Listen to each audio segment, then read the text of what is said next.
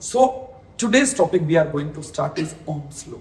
Sir George Simon Ohm, उन्होंने ये law दिया था और ये होगा आपका Ohm's law. What is Ohm's law? तो बोले Ohm's law is the relationship between voltage यानी कि potential difference and electric current. V और I के बीच में एक रिलेशनशिप स्टैब्लिश करने वाला एक स्टेटमेंट है, उसे हमने बोला है ओम्स लॉ.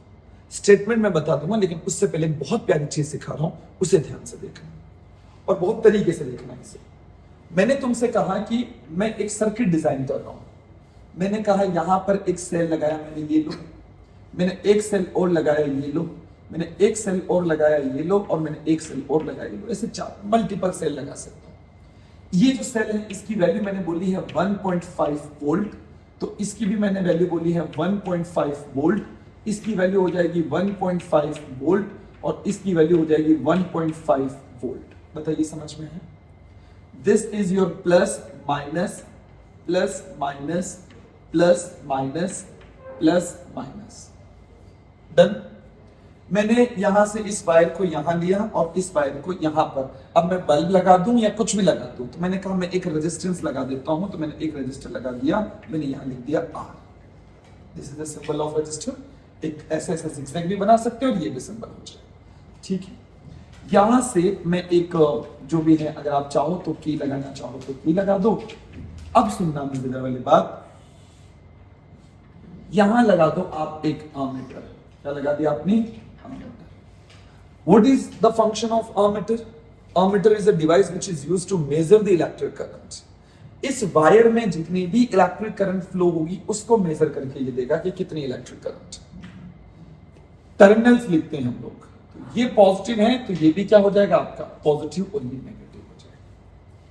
फिर हमें एक वोल्ट मीटर भी लेना पड़ेगा, तो मैंने यहां से लिया. और वोल्ट मीटर हमेशा जो रेजिस्टर होता है उसके पैरेलल लगाते हैं. जो भी रेजिस्टर होगा, अगर यहाँ दो रेजिस्टर होते तो 2 वोल्ट मीटर लगा सकता था मैं, या एक ही लगा था लेकिन उसके पैरेलल लगा था. तो मैंने कहा ये आपका एक वोल्ट मीटर हो जाएगा V, और ये मैंने इसे कनेक्ट कर दिया. ये हो गया आपका कंप्लीट एक इलेक्ट्रिक सर्किट. मैं इसमें क्या समझाना चाहता हूं वो बहुत ध्यान से देखना. अब मैंने ये कहा कि भाई मेरे पास क्या क्या मटेरियल होनी चाहिए, तो रजिस्टर होना चाहिए एक. मैं फिर से बोल रहा हूं, इस रजिस्टर का आप इसको ऐसे भी बना सकते हो, ये वाला, दोनों ही चलेगा. डन. तो एक रजिस्टर ले लिया मैंने, एक वोल्ट मीटर ले लिया मैंने, यहाँ पे एक अमीटर ले लिया. वोल्ट मीटर में ये प्लस और ये माइनस हो गया. एक की लगा दी, इसे मैंने ऑन कर दिया, मतलब इसमें मैं करंट फ्लो करवाने के लिए रेडी हूं. और यहाँ पर आराम से अच्छे से ये 3 सेल 4 सेल मैंने जितने भी थे वो लगा दिए. और हर एक सेल 1.5 वोल्ट का है. कितना है बेटा? 1.5 हमने कर. ठीक है. अब सीखना. ठीक. Serial number 1 2 3 4 5 number of cell connected. मैंने कहा अभी एक भी सेल कनेक्ट नहीं किया है, 0. कोई सेल कनेक्टेड नहीं. तो मुझे बताइए, अगर कोई सेल कनेक्टेड ही नहीं, अभी ये सर्किट बना हुआ, क्या इसमें करंट फ्लो करेगी? आपने भले स्विच ऑन करके रखा, लेकिन क्या करंट फ्लो करेगी? बोले नहीं. क्यों? क्योंकि करंट यहां से आ तो रही है. ये आपने करंट भेज दी, सर ये आई आ रही, मान लो ये करंट यहां से आई है आई, ये करंट यहां से आई है आई. जितने करंट आएगा उसका बहुत कम हिस्सा इसमें जाता, बाकी ज्यादातर करंट इसमें से निकल जाएगा. करंट यहां तक आ गई है, फिर करंट ये आ गई. लेकिन प्रॉब्लम ये कि करंट कब ये सर्किट कंप्लीट कब माना जाएगा? जब ये कनेक्ट होना चाहिए. कनेक्ट तो है ही नहीं, एक भी सेल नहीं लगा रखा. तो बताइए ये क्या मेजर करेगा? बोले कुछ नहीं मेजर करेगा. तो ये 0 मेजर करेगा. क्या वोल्टेज मेजर किया इसने? 0. कोई पोटेंशियल डिफरेंस नहीं. एक्चुअल में अगर आपने सेल नहीं लगाया तो करंट भी फ्लो नहीं होगी, बस कुछ नहीं होता है. अमीटर में रीडिंग बताओ, ये भी 0. कुछ भी रीडिंग नहीं है यहाँ पे. बताइए क्लियर हुआ कि नहीं? फिर जिसकी हम बात कर रहे हैं, सर जॉर्ज साइमन ओम, या सिंबल में उसे ओम बोल दो. तो ओम ने क्या किया था कि अब यहां पर एक सेल कनेक्ट कर दिया. जैसे ही एक सेल कनेक्ट कर दिया, मैं कनेक्ट कर रहा हूं, ये एक सेल कनेक्ट, एक सेल कनेक्ट होती. अब ये जो करंट क्या, इस करंट इस रास्ते से होते हुए यहां चली जाएगी क्या बेटा? यूं निकली ऐसे चल के ऐसे चल के ऐसे चल के ऊपर जाके यूं आ जाएगी. इधर नहीं जाएगी क्योंकि इधर इसको कोई मतलब नहीं. तो अब मुझे बताइए, ये जो V है ये वो मेजर करता है जो सेल के पास होता है. V क्या मेजर करेगा? जो सेल के पास पोटेंशियल डिफरेंस होता है वो मेजर करके देता है. सेल के पास पोटेंशियल डिफरेंस कितना है? 1.5 वोल्ट. इसने मेजर करके दिया कितना? 1.5 वोल्ट. कितना दिया बेटा? 1.5 वोल्ट. यहां पर जैसे इसने 1.5 वोल्ट मेजर किया, तो क्या इसमें करंट भी फ्लो होगी? तो हाँ. अब अमीटर ने कुछ करंट मेजर करी है, अब वो तो एक्सपेरिमेंट के टाइम पे पता चलेगा कितना करी। हम हाइपोथेटिकली मान लेते हैं कि अमीटर ने जो करंट मेजर करी है वो करंट मेजर करी है इसने, मान लेते हैं 0.5 एम्पियर। कितने करंट मेजर करी? 0.5 एम्पियर। ये मैंने अपने मन से किया। फिर मैंने कहा कि अब मैं यहां पर नंबर ऑफ सेल की बात करता हूं, 2 कनेक्ट कर दिए, 2 सेल कनेक्ट होते। अब यहां से मैं इसे हटा दूंगा, अब मैंने कनेक्ट किया इसको यहां से, क्या करंट अब इधर से चली जाएगी?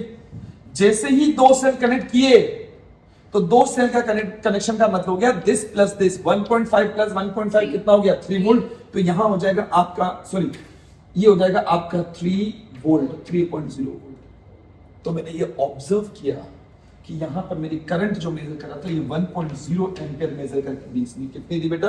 1.0। सिमिलरली मैंने 3 सेल लगाए, मैंने 4 सेल लगाए।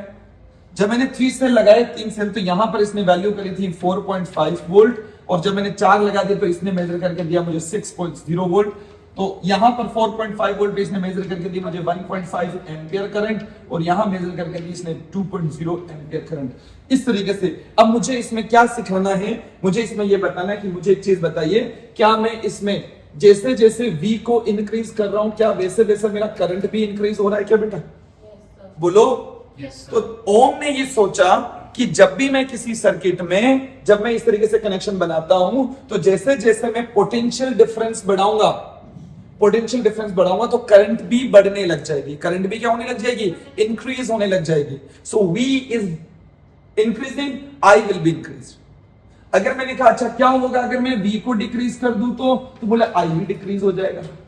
तो मैं इसको बोल सकता हूं क्या ये दोनों आपस में इक्वल है? मैंने कहा नहीं नहीं, ये सिर्फ रिलेशन है किसका? डायरेक्टली प्रोपोर्शनल का। तो मैंने बोला V is directly proportional to I हो जाएगा।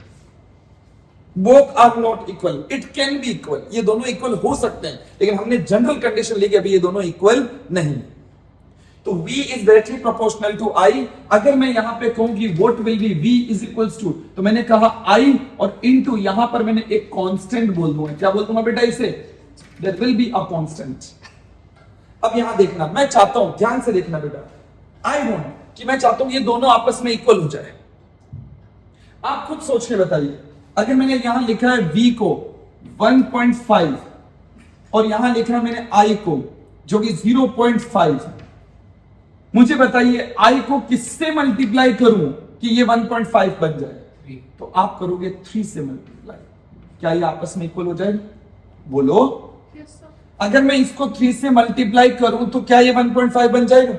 अच्छा, what happen if I multiply by this quantity by 3? 1.3 को 3 से मल्टीप्लाई करूंगा, अगेन क्या बन जाएगा? 3। क्या ये इसके इक्वल हो जाएगा? 1.5 को 3 से मल्टीप्लाई करो, क्या ये 4.5 बनेगा? तो क्या मैं हर क्वांटिटी को 3 से मल्टीप्लाई करूंगा तो ये वही वैल्यू बन जाएगी जो यहां लिखी हुई है? क्या मैं इसे बोल सकता हूं there is a value which is called your constant value? तो यहां पर जब मैं मल्टीप्लाई करूंगा तो 3 एक वैल्यू हो जाएगी जिसे मैं बोलूंगा constant, and the name of this constant is called your resistance, IR। तो यहां आपका बनेगा R, जो कि क्या बन जाएगा? 33333। ये R होता है जिसे अपन बोलते हैं कांस्टेंट, एक ऐसी वैल्यू जिसको मल्टीप्लाई करने के बाद V के इक्वल आ जाएगा। ये R रेजिस्टेंस है जिसने करंट की स्पीड को धीरे कर दिया है, करंट को रोका, करंट की फ्लो को, करंट के जो चार्जेस जो फ्लो हो रहे थे उनको रोका है इसने, उसका अपोज किया है। क्या ये चीज क्लियर? बोलो। ये चीज हो जाएगी तो V इज इक्वल टू बन जाएगा आपका IR। जॉर्ज साइमन ओम ने इसी के बारे में सारी कहानी बताई। उन्होंने कहा था कि आप किसी भी रेजिस्टेंस के, ध्यान से सुनना, स्टेटमेंट क्या था उनका, किसी भी रेजिस्टेंस के 2 एंड पर आप अगर वोल्टमीटर लगाते हो तो इन दोनों टर्मिनल के बीच का पोटेंशियल डिफरेंस या voltage will be directly proportional to the flowing current in it. इसमें जो करंट फ्लो है उसके डायरेक्टली प्रोपोर्शनल हो जाएगा। अगर इसमें आपका वोल्टेज ज्यादा कर दो तो करंट ज्यादा फ्लो होगी, वोल्टेज कम करो तो करंट कम फ्लो होगी। क्या ये चीज क्लियर हुई बेटा? बोलो। क्या यहां तक समझ में है? Now VI characteristics. What are the VI characteristics? VI characteristics means graph between V and I. Short में लिख सकते हैं साइड में कहीं पे, graph between V and I। Voltage और करंट के बीच में ग्राफ ड्रॉ कर दो, उसे अपन बोलते हैं VI कैरेक्टरिस्टिक्स। अगर मुझे ये ग्राफ ड्रॉ करना है तो मैंने कहा कि भाई ये लीजिए और ये लीजिए, इसे मैंने बोल दिया V और इसे मैंने बोल दिया I। बताइए समझ में आया?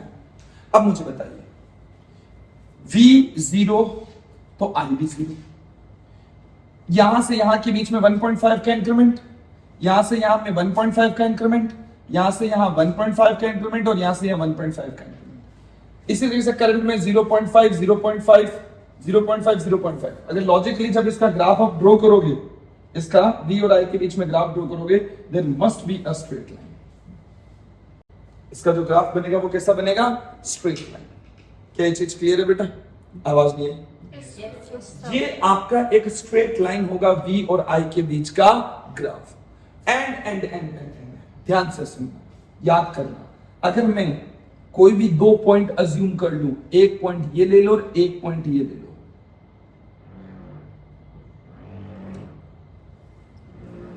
ये मुझे एक बात बताओ, अगर मैं यहां पे स्लोप निकालना चाहूं, थीटा स्लोप या ग्रेडियंट, ये भी थीटा होगा तो ये भी थीटा ही होगा बेटा। तो मैं अगर राइज अपॉन रन कर दो, राइज क्या है बेटा? V है कि नहीं है? रन क्या है बेटा? I है कि नहीं है? तो क्या ये इसका जो ग्रेडियंट आप निकालोगे वो V अपॉन I आया कि नहीं आया? और V अपॉन I को किससे रिप्रेजेंट करते हो देखना बेटा, इससे V upon I is equal to क्या बन जाएगा आपका? R। तो इसका जो ग्रेडियंट होगा इस ग्राफ का, वो ग्रेडियंट किसको रिप्रेजेंट करेगा? R को रिप्रेजेंट करेगा। आई होप इट इज क्लियर। इसमें जो ये ग्राफ आपने बनाया है, the graph must always be a straight line graph between V and I, अगर आप एक कंडक्टिंग वायर ले रहे हैं तो। जैसे अगर आपने यहां पर ये जो रेजिस्टर लिया है, ये अगर कॉपर है, ध्यान से सुनना, क्या लिया आपने? कॉपर, सिल्वर, एल्यूमिनियम, आयरन, यानी कोई भी मेटालिक कंडक्टर लिए हैं तो उनका जो ग्राफ बनेगा वो ऐसा बनेगा, ये वाला ग्राफ। इसलिए इनको हम बोलते हैं ओमिक कंडक्टर्स। क्या बोलते हैं? Ohmic conductor. This is the graph of ohmic conductor. Ohmic, ohmic, O नहीं, ओमिक कंडक्टर।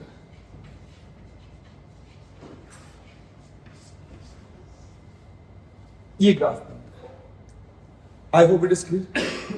एक्चुअल ग्राफ में थोड़ा सा इसमें भी वेरिएशन आता है। अगर बहुत ज्यादा वोल्टेज दे दोगे तो करंट के अंदर थोड़ा सा वेरिएशन आगे आएगा, जो मैं अभी एक ग्राफ प्रॉपर बना के बताऊंगा। So this is the graph of ohmic conductors. Ohmic conductor मतलब वो कंडक्टर्स होते हैं जो ओम्स लॉ को फॉलो करते हैं। और कभी भी बोले कि क्या ये ओम्स लॉ को फॉलो कर रहा है, तो देखोगे क्या V और I के बीच का ग्राफ स्ट्रेट लाइन बन रहा है कि नहीं बन रहा है। If the graph between V and I is a straight line, तो समझ आना वो ओमिक कंडक्टर है। मैंने कहा, मान लेते हैं इसके जो, अब ये पूरा आपको नोट करना प्रॉपर्ली। अब मैं इसमें थोड़ा बहुत रफ कर देता हूं। मैंने कहा कि मैंने ग्राफ बनाया, वो ग्राफ कुछ ऐसा बना। यहां मैंने मान लो V कर दिया, यहां I कर दिया, उससे कोई फर्क नहीं पड़ता। फर्क पड़ेगा आपके स्लोप फाइंड करने में। तो मैंने कहा ये ग्राफ है, क्या ये स्ट्रेट लाइन है? बोलो नहीं है। तो इसका मतलब ये जिसका भी ग्राफ होगा वो ओम्स लॉ को फॉलो नहीं करता है। जिसका भी ग्राफ होगा वो ओम्स लॉ को फॉलो नहीं करता है। जैसे अगर मैं यहां पे लिख देता हूं, ये जो रजिस्टर आपने, ये जो वायर लिया है कॉपर का, इसकी जगह पे आपने सिलिकॉन लिया होता, डायोड। आगे जाके आप पढ़ोगे क्या लिया होता बेटा? डायोड। एक सेमीकंडक्टर डिवाइस है डायोड। तो उसका ग्राफ कुछ ऐसा बनता, ये हो जाएगा उसका ग्राफ कुछ ऐसा बनता। डिटेल ग्राफ हम आगे पढ़ेंगे फ्यूचर में। क्या ये ओम्स लॉ को फॉलो करता है? बोले नहीं करता है। इसका मतलब होता है डायोड लॉ ओम्स लॉ को फॉलो नहीं करता है। सिंपल बात है। पर ये जो चीज करता है, आपको अभी ये समझना है पहले। क्या ये चीज समझ में? बोलो।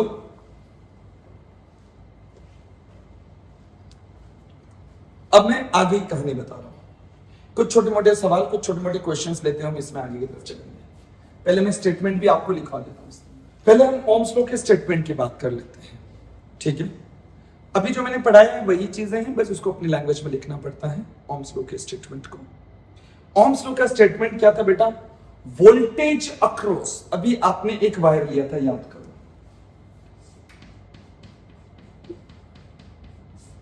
या इसको ब्लॉक बना दो, दोनों एक ही बात है, हम लोग ब्लॉक ही बनाते हैं। ये मैंने एक रजिस्टर ले लिया बेटा, इसमें फ्लो हो रही है आपकी करंट आई। यहां पर आपने एक वोल्टमीटर लगा दिया V, ये टर्मिनल हो गया A और इस पॉइंट को हमने बोल दिया B। तो voltage across point A and B is directly proportional to the flowing current in this resistance. This is the Ohm's law. क्या चीज क्लियर है? पक्का वाला लॉक कर देंगे ये स्टेटमेंट, फिर उसके नीचे लिखना वही V is directly proportional to I, then V is equals to I R. Done, lock कर दें। यहां पर हम लोग छोटी मोटी बातें और करते हैं ग्राफ से रिलेटेड। देखिए, ग्राफ मैंने बनाया था V और I के बीच में। यहां से जब आपने ये लाइन ड्रॉ करी थी तो ये देता था वैल्यू रेजिस्टेंस का R का वैल्यू। जब आप राइज अपॉन रन करते थे तो R is equals to V upon I बनता था। तो अब रेजिस्टेंस का एक डेफिनेशन और हो जाएगी। एक डेफिनेशन थी, रेजिस्टेंस क्या है? Resistance is the property of metallic wire which oppose the electric current, जो क्या करती है बेटा? इलेक्ट्रिक करंट का अपोज करती है। दूसरी definition, resistance is the ratio of applied potential difference to the current. Potential difference और करंट जो उसमें फ्लो रही, उन दोनों का जो रेशियो है उसे भी हम रेजिस्टेंस बोलते हैं। तो ये दो डेफिनेशन आपकी हो जाएगी। आई होप इट इज क्लियर। जब मैंने V अपॉन I निकाला तो अगर आपको भी मैंने सिखाया था राइज अपॉन रन, यहां से यहां तक आपका V बन जाएगा और यहां से यहां तक आपका I बन गया। तो V अपॉन I राइज, ये राइज होता है, ऊपर की तरफ बढ़ना राइज, और ये हो जाएगा रन, इधर की तरफ भागना। तो राइज अपॉन रन आपका ये थीटा बनेगा, जिसको हम R बोलते हैं। क्या बोलते हैं बेटा? R। क्या होगा अगर ये ग्राफ ऐसा आ जाए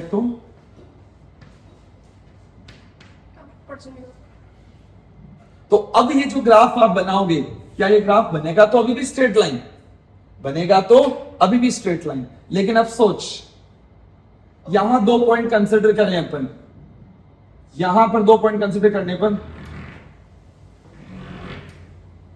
क्या ये वैल्यू I को रिप्रेजेंट करेगी? क्या ये वैल्यू V को रिप्रेजेंट करेगी? तो यहां पर आपका बनेगा राइज अपॉन रन, क्या बन जाएगा? I upon V। अरे बोलो, तो ये I अपॉन V जो होगा ये 1 अपॉन R के इक्वल हो जाएगा। फिर क्या हो जाएगा? किसके इक्वल हो जाएगा बेटा? 1 अपॉन R के इक्वल हो जाएगा। I hope it is clear सभी को। I upon V is equal to 1 upon R। उम्मीद करूंगा ये दोनों ग्राफ समझ में आए। पर अल्टीमेटली, अच्छा, ये 1 अपॉन R को रिप्रेजेंटेशन है। अब इसमें मुझे एक छोटा सा क्वेश्चन करवाना है, और वो क्वेश्चन है एग्जाम में, मतलब आपको नॉलेज के लिए बता रहा हूं मैं। अगर ये ग्राफ है V और I, आपने ग्राफ बनाए हैं दो वायर का, ये R1 का रिप्रेजेंटेशन है और ये R2 का रिप्रेजेंटेशन। ये रेजिस्टेंस 1 है, ये रेजिस्टेंस 2। मैं अगर आपसे पूछूं, बताइए दोनों में से R1 यानी कौन सा रेजिस्टेंस बड़ा है? R2। कैसे पता चला? R2 is greater than R1 हो जाएगा। R2 is greater than R1 because R2 is more steep than R1। R2 का ग्रेडियंट ज्यादा है, आप इसको ऐसे भी बोल सकते हो। R2 has the more gradient। कैसे पता चला? ये एंगल और ये एंगल देखो। द मोर, ये एंगल अगर मैं इसे बोलूं θ1, इसे बोलूं θ2, तो यहां मैं बोलूंगा θ2 is greater than θ1। The more will be angle, the more will be gradient. जितना ज्यादा ग्रेडियंट उसकी वैल्यू उतनी ज्यादा। तो मैंने पूछा, अगर आपको दो वायर दे रखे हैं, वायर 1 एंड वायर 2, वायर 1 का रेजिस्टेंस R1, वायर 2 का रेजिस्टेंस R2, तो बताइए दोनों में से किसका रेजिस्टेंस की वैल्यू ज्यादा होगी? तो आपका R2 ज्यादा होगा। वहीं पर अगर क्वेश्चन इस तरीके से पूछ लिया जाता कि ये आपका ग्राफ है, और इस बार मैंने कहा ये आपका I और ये आपका V है, और ये मैंने दो ग्राफ दे दिया, इसे मैंने R1 बोल दिया, इसे मैंने R2 बोल दिया। अब बताइए किसका रेजिस्टेंस ज्यादा होगा? मैं आपको एक बहुत अच्छी शॉर्ट ट्रिक बता रहा हूं, उसे याद रखना अगर ऐसा कभी भी क्वेश्चन आ जाए। हमें हमेशा ध्यान रखना कि which one R is greater, which one R will be greater. तो एक ही सिंपल सी पॉइंट याद रखेंगे हम लोग, जो भी R की वैल्यू V के क्लोज होगी वो हमेशा ज्यादा होता है। ये एक शॉर्ट ट्रिक है। अब आपको दुनिया में कैसा भी क्वेश्चन दे, अब मैं पूछूं, बताइए इसमें कौन ज्यादा हो गया, तो आप बोलोगे R1 is greater than R2 हो जाएगा। अच्छा एक मिनट रुको, क्वेश्चन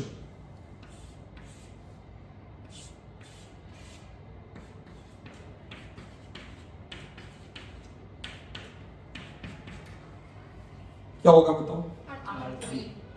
सिंपल सामने दिख रहा है, R3 is greater than R2 is greater than R1। वहीं पर ये क्वेश्चन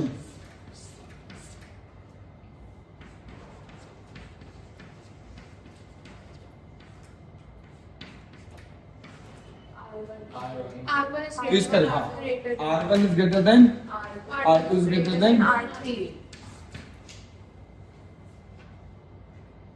ये एक शॉर्ट ट्रिक है जिसे याद रखेंगे कि V के क्लोज वाला हमेशा ज्यादा रखना है। It was all about the Ohm's law, ये पूरा था Ohm's law. As you increase the resistance, as you increase the potential difference, the current will be increased. क्या ये चीज clear? If you decrease the potential difference, current will be decreased. ये है आपका ohms